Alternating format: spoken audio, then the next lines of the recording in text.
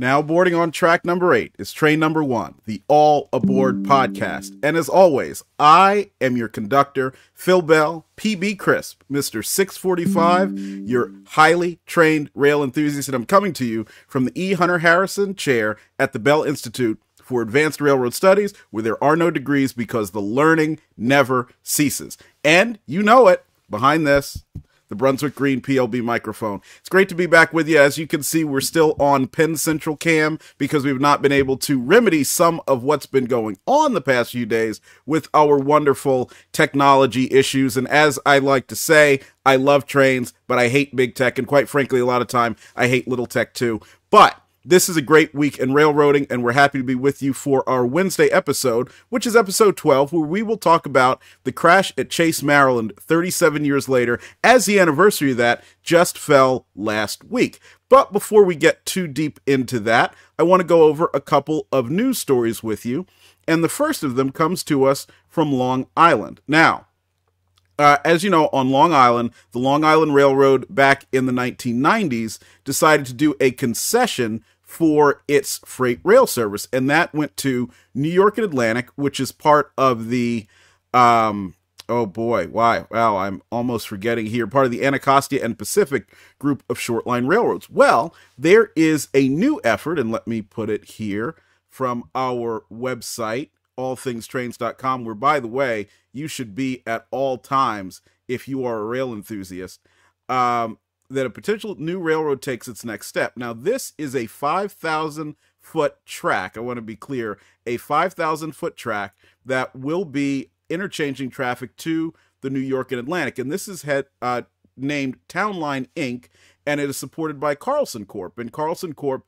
is one of several shippers in the area that would connect to the Port Jefferson line that would like to have rail service and would be using this 5,000-foot industrial track to accomplish that. Now, I know I shared this on not only our website, but a few of the various Facebook groups that are out there. And by the way, Facebook is nice for being a rail enthusiast, but All Things Trains and our Chat GP50 forums are even better. So go over to allthingstrains.com and click on Chat GP50 forums, Chat GPT, Chat GP50. Chat GP50 is way more fun, but it's a great place to go and discuss rail. But I got a little bit of pushback, and I had somebody say to me, well, you know, it doesn't seem all that interesting that somebody's building a 5,000-foot industrial track. And at first blush, you may not think so. But as we like to talk about a lot here, the bread and butter of freight rail is the traffic. And where does the traffic come from? Well, increasingly, it's coming from a lot of intermodal sources. So that means traffic that is originating at a customer's dock,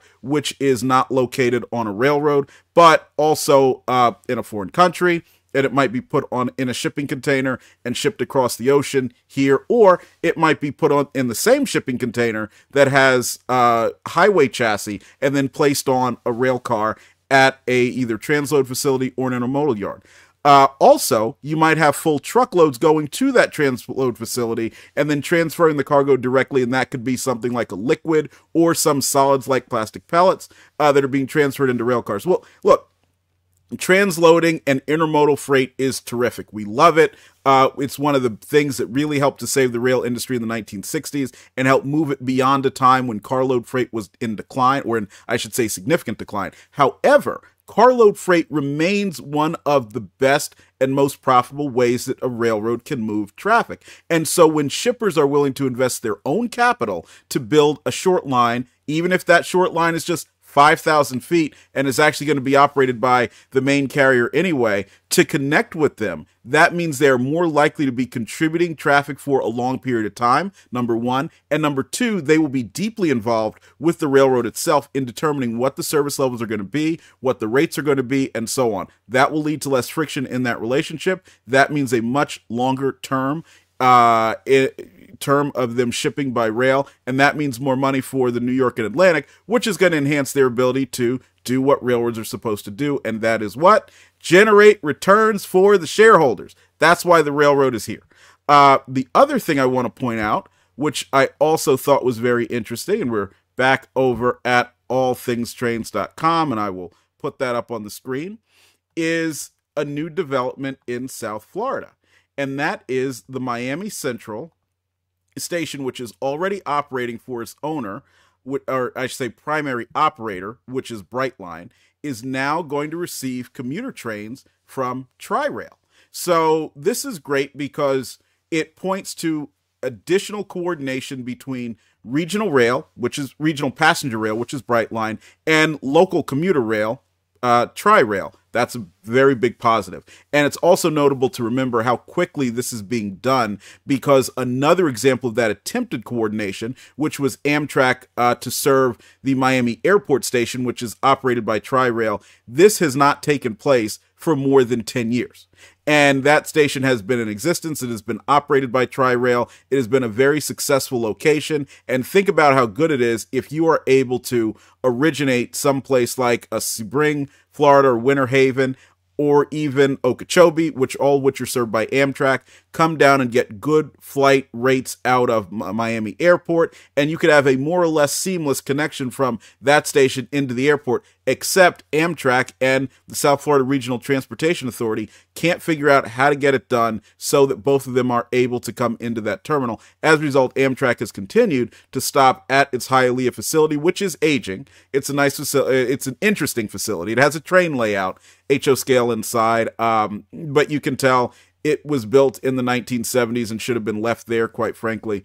But the speed with which Tri-Rail and Brightline have been able to get this done is astounding. And so I believe it is next week, yes, January 13th, next Monday, you will now see Tri-Rail serving MiamiCentral. The other thing that's interesting about Tri-Rail serving MiamiCentral is that it is bringing back a little bit of what used to exist in that area, because MiamiCentral is actually built roughly where the Florida East Coast Wooden Depot was, which was their Miami station. And it's kind of strange that when you think about how important Miami even was back in the 1950s and 1960s to tourism, the stations there were very small. Seaboard Airlines almost looked like a storefront and wasn't demolished actually until relatively recently. It was sometime in the 2000s, whereas Florida East Coast operated to a small Miami depot, which was almost never shown in any kind of promotional material by the Florida East Coast. But the Dade County Courthouse, which is a tall structure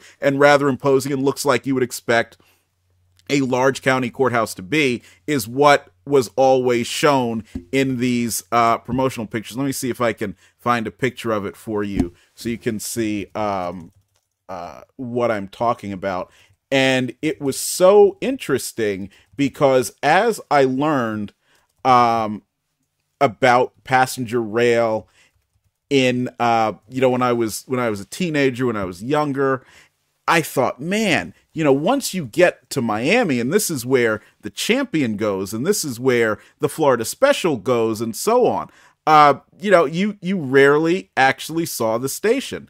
But this picture from the JF blog, which is talking a little bit about some of the changes and whatnot in transportation, that's generally what you saw if you saw anything that was related to the Florida East Coast Railway in Miami, which is that big imposing building in the background. And you think, yeah, that's the train station. That's what it is. But in reality, it was really this wooden structure right there. So you can see, back then there wasn't a whole lot that they were terribly enthusiastic about when even the railroad isn't willing to show itself off. And here is actually a larger photo of the station itself. I'll get you there. That's the old station. But despite it not being a showpiece, it had trains that were coming from everywhere. So you think about the Dixie Flagler that was coming from Chicago. You had trains coming from St. Louis. Of course, you had the famous New York to Florida trains like the Champion, later the East Coast Champion, and the Florida Special coming from New York. So this was a real hub. And now that Brightline is back there, a little bit of that spirit, even though it's not going to be with, at least not now, with E units and F units that are brightly colored and so on, even though that's not what's there, it is a little bit of hearkening back to it, and it does open up a lot of great opportunities for travel in the region, because Brightline, even though it is still a nascent service, is doing a very good job of helping to connect that and bring a higher dollar traveler who normally would just simply hop in their car, and very nice cars, because we're not talking about your Toyota Jalopy. We're talking about your your Grand Wagoneers, and I mean the new Grand Wagoneers, or your Land Rovers and so on. It's attracting that crowd to now take the train. And then when you add in more connectivity with Tri-Rail, that's going to improve the ability to travel for business within the region and accomplish the goal of what Brightline was developed for, which is to help provide additional value to the residential properties that Florida East Coast Industries had developed over many years through its various affiliates. And then there is one more before we get to the main event that I would like to talk about, because it goes a little bit into what we will discuss. And that comes to us from the Chicago area, and it is related to the Yellow Line. So I'll give you a little look at the article from Progressive Railroading.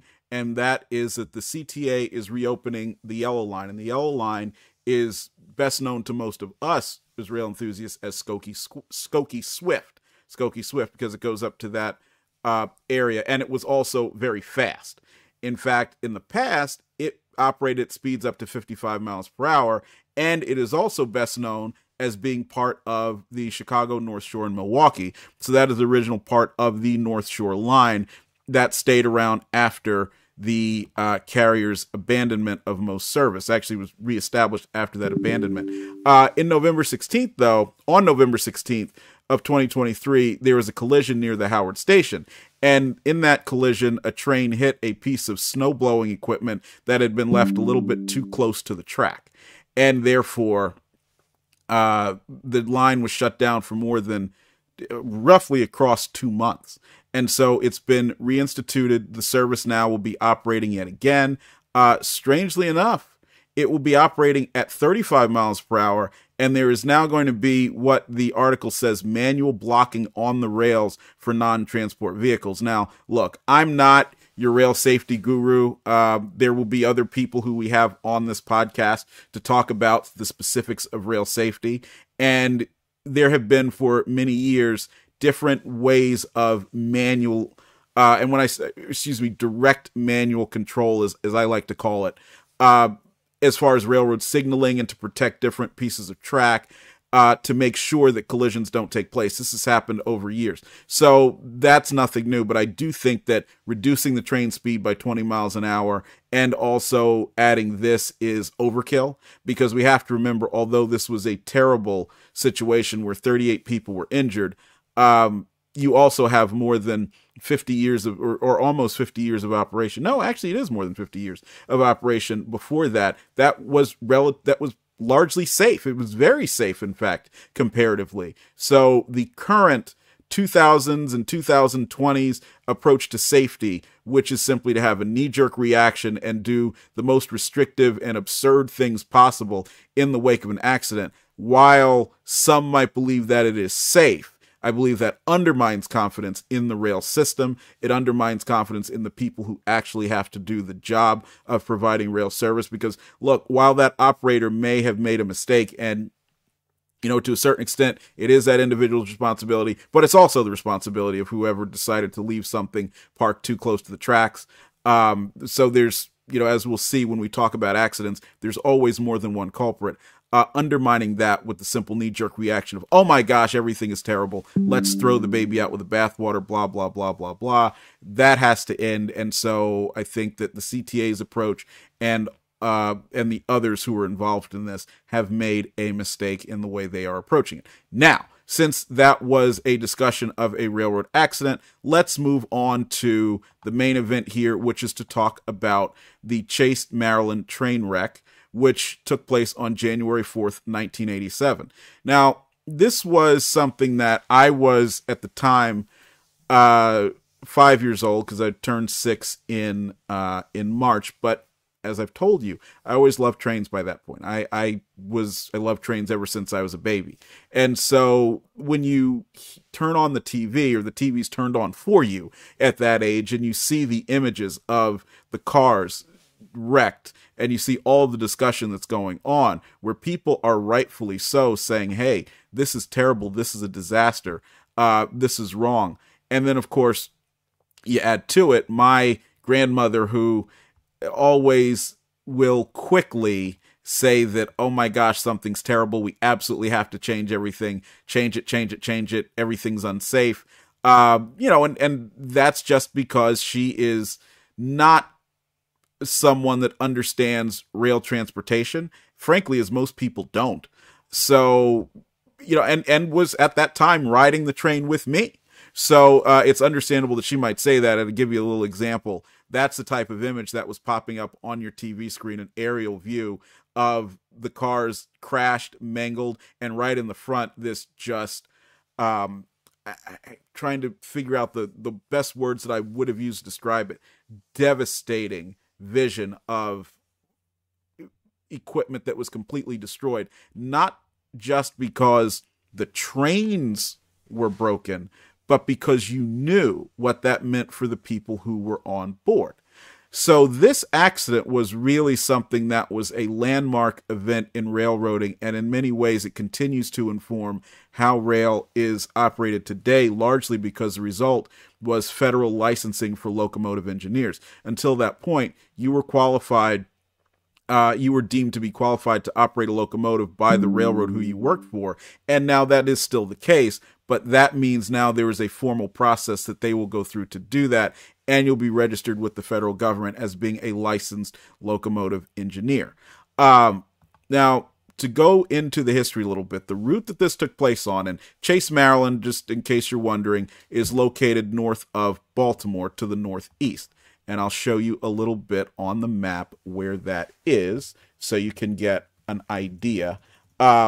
It's located on the Gunpowder River, and I'm bringing up for you a Google map.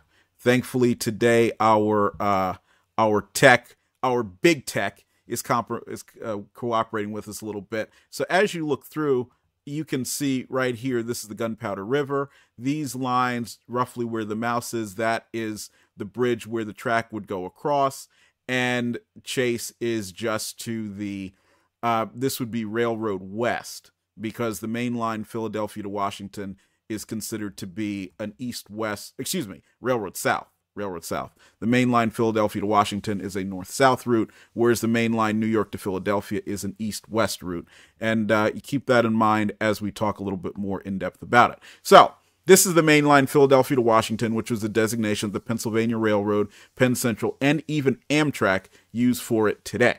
It was built by the Philadelphia, Wilmington, and Baltimore, and later part of the Philadelphia, Baltimore, and Washington. And that railroad on its own comprised a dense network of Pennsylvania routes in southeastern Pennsylvania as well as Maryland. Some of those routes include the Pope's Creek Secondary, which now CSX operates as part of its service in the region after it took over its piece of Conrail. And this gives you a little idea about the PB&W. Now, it's worth noting that the PB&W also, from a corporate standpoint, had a lot of other railroads in the Midwest rolled into it as part of the Pennsylvania Railroad's way of doing business, where they had a lot of lines that they either purchased or leased, as most railroads did, but they incorporated them from a corporate standpoint under the PB&W. So when it came time to unwind all of that, you would find out that there was some railroad out in Indiana or Ohio that was actually part of the PB&W, and you think, well, that doesn't make any sense. But again, from a corporate standpoint, that's what it was. Now, in 1976, this line passed from being part of Penn Central to Amtrak. Now, in those days, there were portions of it where speeds could go up to 100 miles per hour for Metroliners. And so in 1971, I want to get you a little look at what the timetable looked like at that time. You can see that these are what some of the speeds looked like. And if you go over to Gunpow, which is the interlocking, so you see Gunpow and Chase, those are on the list here. Excuse me, I'm sorry, this is not the speed section. This is actually just showing the stations. But Gunpow and Chase, roughly in the 80 mile per hour range, was permitted during that time.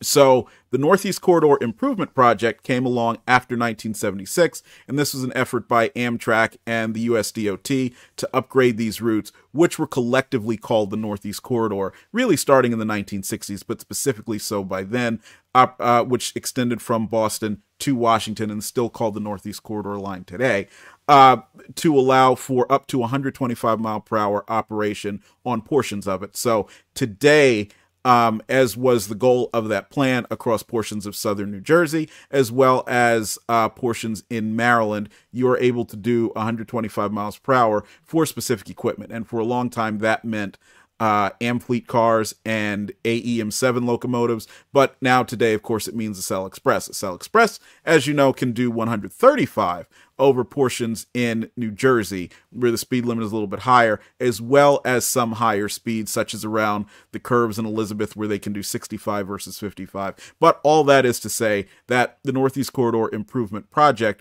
was a milestone because increasing these speeds was one of the things that the federal government believed would bring a lot of people to not only Amtrak service itself, but also back to the rails overall, and would be a showpiece for the type of upgrades that they were hoping could be done on other parts of the rail network, although we know today that has still not taken place and likely won't for any substantial period of time.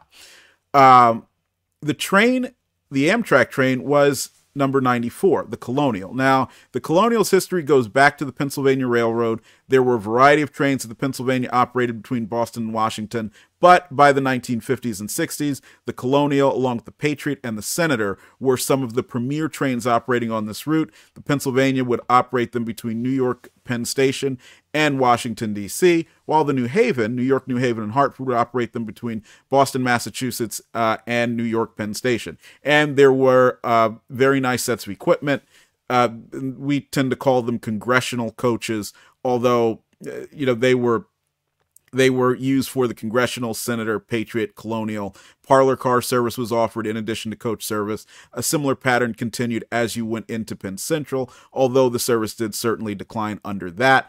And then by the time you got to 1971, Amtrak took over the Colonial, and what they did is started to change things around in terms of where trains went. And the Colonial became a New York City to Newport News train after reconfiguring a lot of the services that were provided previously by the Chesapeake and Ohio. And so this way they were able to get more ridership, because now, rather than connecting Newport News just with Richmond and then Charlottesville, the Colonial and other trains on that route were going to connect Newport News and the Tidewater area with Richmond and now Washington, D.C., which quite frankly is a much more natural, and one of the few times where I'm going to say that Amtrak might have gotten something right a little bit more than some of the predecessor railroads. But one of the things they were right about is that was focusing more on the traffic patterns that had developed, where you saw more of the military and the like in the Newport News, Hampton Roads area, having more intercourse, so to speak, with Washington, D.C.,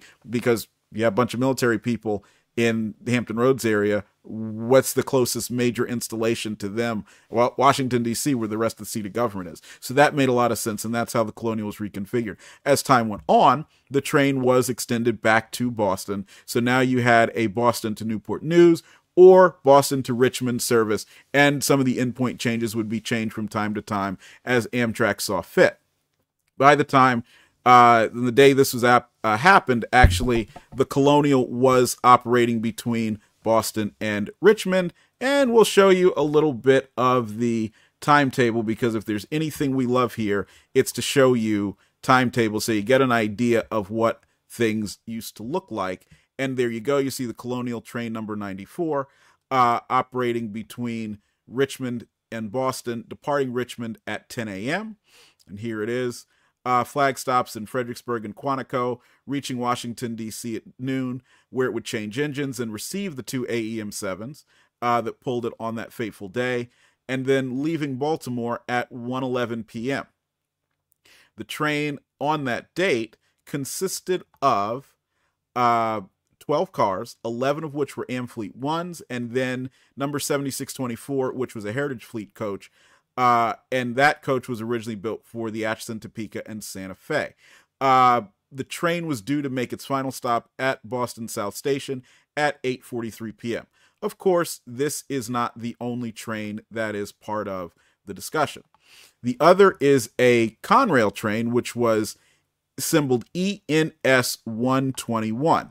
And ENS 121 was operating that day from Bayview Yard, which is visible from I-95 if you're going north of I-95. After you leave the Fort McHenry Tunnel, you'll go through a few curves and past the Baltimore Travel Plaza, but Bayview is easy to see on both the right side and the left side of the highway if you're looking closely. And by the way, if you're driving, I encourage you not to look very closely because we believe in safety here at All Things Trains. But that's an example of Conrail number 5045. That is one of the engines involved in the wreck. It was actually the lead unit at the time. These 3,600 horsepower locomotives were built by General Electric, delivered to Conrail in 1983, and they were used largely for intermodal service. In fact, this one and the entire group of locomotives had come down to Bayview Yard from Harrisburg on train TV22, which was part of TV2, or an extension of TV2, which had operated from Chicago. So that's where these engines had originated at first. The engineer of ENS 121 was a man who would go down in infamy, and his name was Ricky Lynn Gates. Ricky Gates had hired out with the Penn Central back in 1972. So he was roughly a little under 10 years into his service with on the railroads, and as part of his and there's Ricky Gates there, as part of his employment when Penn Central ceded operations in most places to Conrail, Ricky Gates became an engineer for Conrail. Jerome Evans was the engineer for Amtrak. He had also hired out with the Penn Central, had been there roughly the same amount of time, and then, of course, ended up going to Amtrak. Now, both trains departed their respective stations, Baltimore Penn Station for train 94 and Bayview Yard in Baltimore, roughly the same time, which is around 1:16 p.m. ENS 121 was taking track 1 and reached speeds of up to 64 miles per hour. Now, that's important to note because track 1 did not allow for movement at that speed by freight trains. In fact, they were supposed to be operating at a maximum speed of 50 miles an hour. Of course, this was ignored by the engineer.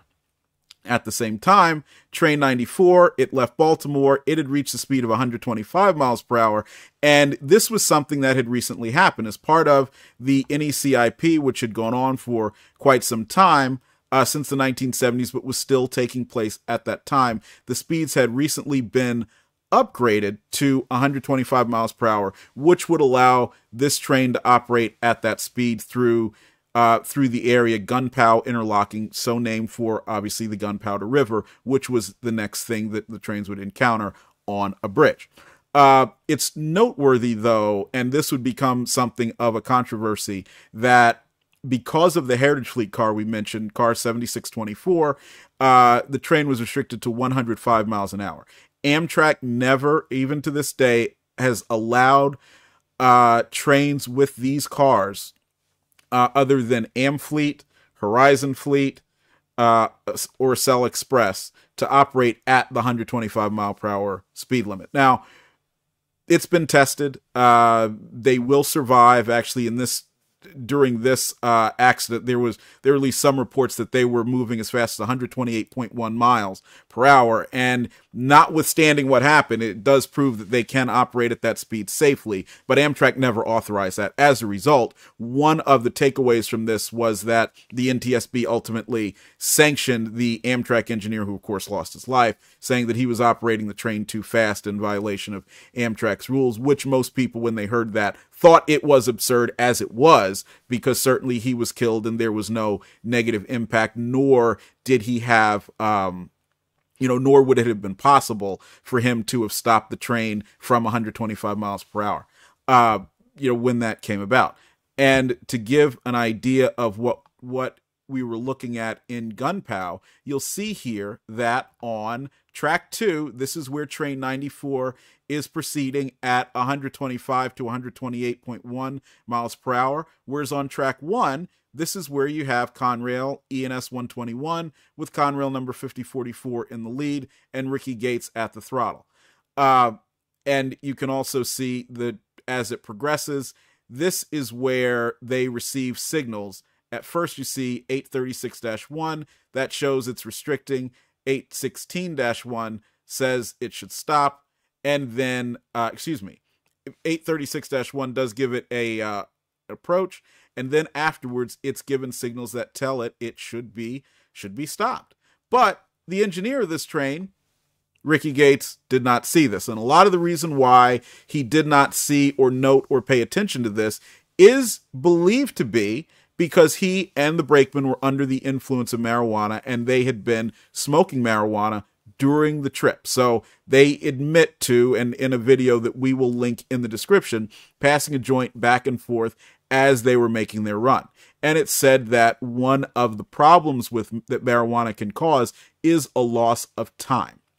Now, if you think back to the last time you drove a car, assuming that you do drive, or some of you out there, I know you operate locomotives, a lot of the way that we will judge where we are, even when we have a specific route in front of us, whether it is through an employee timetable, whether it was through a track map, which generally is not used, but obviously I'm just describing things that might be able to tell you where you are. Or if you're driving a car and you're thinking about the different landmarks that you go through before you make a specific turn or when you typically slow down, time plays a lot of the role in it, and therefore speed as well. If you've altered your mind in a way that time does not appear to pass for you in the right what you're used to, then it is entirely possible that you can make mistakes and therefore miss signals, miss objects that are in your path or otherwise, and therefore end up someplace that you're not supposed to be. And just think, get in an argument with a friend, you're arguing with them on the phone, you don't realize that light turned red, it's supposed to be green, it's almost always green, things should be fine, and the next thing you know, you've been T-boned by the car that didn't realize that you weren't stopping. Well, likewise, Ricky Gates and his conductor, Butch Cromwell, being under the influence of marijuana. Cromwell claims that he had missed some of the signals because he was preparing his lunch. Both of them, again, under the influence. And there's also the story, which has not fully been substantiated, although it is discussed extensively, that they also had a television in the cab at the time and were watching some kind of I believe it would have been a football game, since it's January. That those combined for them to make a variety of mistakes, miss several signals, operate their train far too fast, and then end up in the path of the oncoming Colonial, which was moving at then 105 miles per hour by the time Amtrak's engineer noticed what was there. And I want to give you going back to this Medium article, which is very good, and we'll also link it in the description, an idea of what you're talking about here. So this view is what the engineer, Jerome Evans, would have seen as his train was approaching. He is on track 2. Track 1 is immediately to the right. There's one track over further to the right. That's track A. On track 2 were Conrail's locomotives, and they had gone beyond track 2 and entered the interlocking. Therefore, they are right there in the path. These are the last views that Jerome Evans would have had of those locomotives there. And although the switches were not lined to permit the Conrail train to enter, it's said in whether it's the reports or some of the reporting that covered it, that the locomotives, because of the rate of speed they were traveling, forced their way through the switch and onto the main line. So as you can expect, there was a lot of death and carnage. 16 people died that day. 15 of them were passengers. Many of them were students, college students that were returning, because this is the time when typically your winter break is finishing up. Maybe you're getting back to college a little bit earlier. Maybe you have to be there in a few days. And there were millions of dollars of property damage also. And, it it goes just to show, and I don't generally like to do this because I don't like people to see railroads in a negative light, but a big part of a railroad are the negative things that go on, and that is what you see. Over 30 of the fire, excuse me, there were 60 fire companies, 30 volunteer and 30 professional in Baltimore County at the time. That's what they encountered as they went in to try to get people out. You had luggage getting thrown around as a result of the collision. You had some people who were in some of the lounge cars, because there were 3 lounge cars on the train. Not all of them were serving food, but they all had microwave ovens. Those were thrown around, and that meant that people were having difficulty getting out, those who were able to do so. The locomotives, obviously, you had a lot of destruction there. And to give you an idea, look, that's the locomotive that was in the center.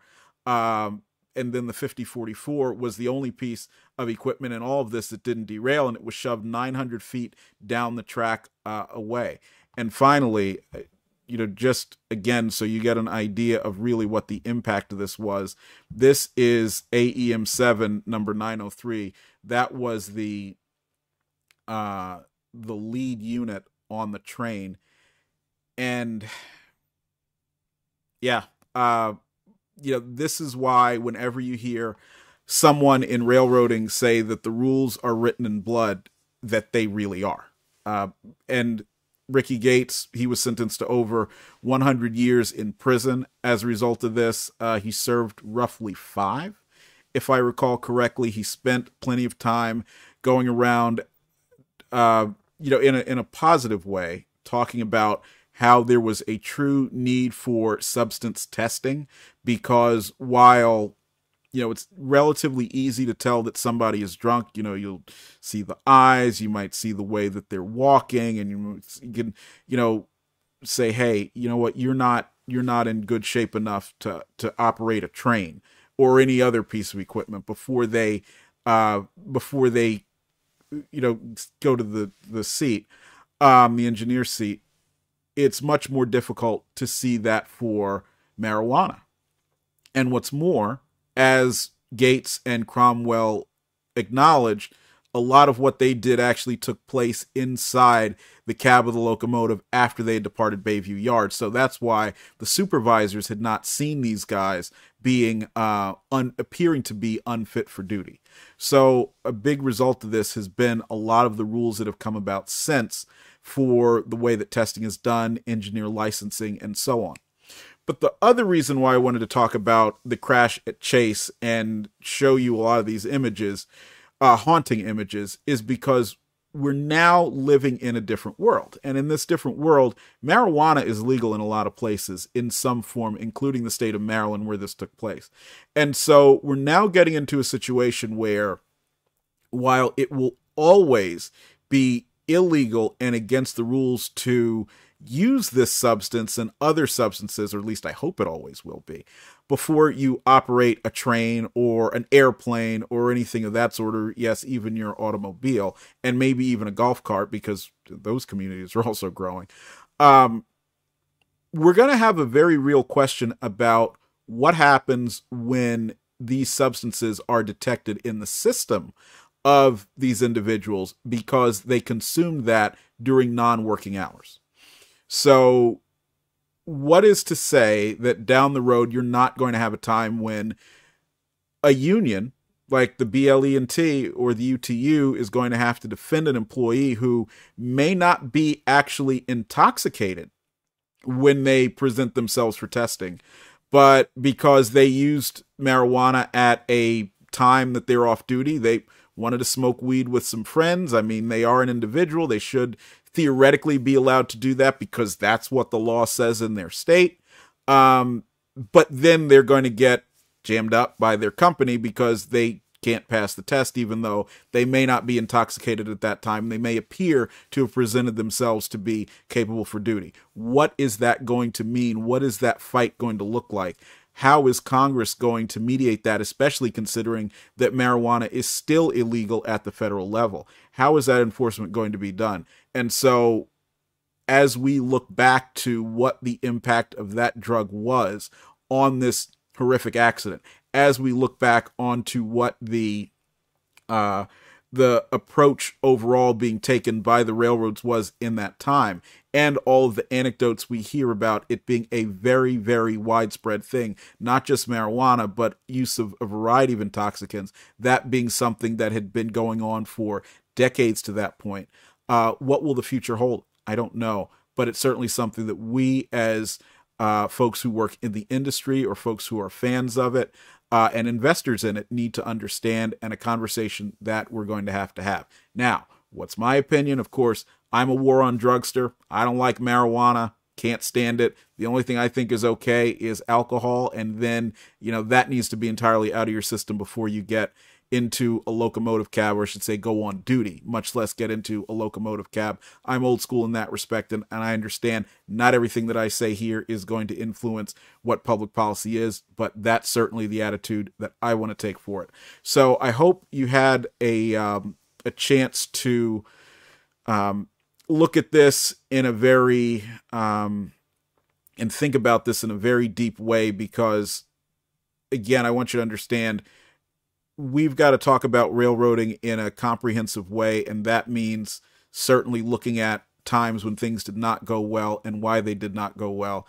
And one other thing I want to also point out before we go is I've had the opportunity to ride with a number of engineers, whether it was at a museum or on a short line railroad ride in the cab. And when you see the seriousness with which those individuals, whether they're volunteers or employees, take the job that they're doing. They can have fun, they can joke around and so forth, but they take it seriously. And you can see that in the way that they handle the controls, in the way that they call the signals, in the way that they comply with the rules.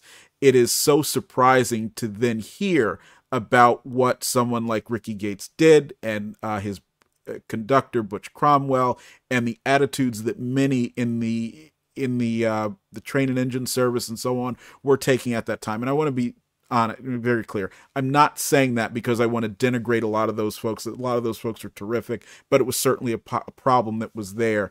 And so that's one of the things that's always astounding to me, not just the death, not just the destruction, but the fact that there were among people who had been on the job for a long time so much of a cavalier attitude toward what was going on. And I'm very hopeful and thankful that in the years since that you've seen a good chunk of that cavalier attitude waste away. Now, we will be back with you next Monday, and the date for that is the 15th. So the 15th. And I was wrong earlier when I said Bright Line would be coming in on the 15th, on Monday. We'll be back with you on Monday the 15th, where we're going to talk about a more cheerful subject, which is diversification in the railroad industry. If it's a good thing, if it's a bad thing, and where it's been the most interesting. So we will see you down the main line. Please, in the comments, let us know what you think. Share your memories of this, especially if you were in the area where it took place. And please visit allthingstrains.com. Follow us on Patreon, and go on over to our Etsy to see the latest that we will have for sale. So we'll see you on the main line, and I hope you have a great day.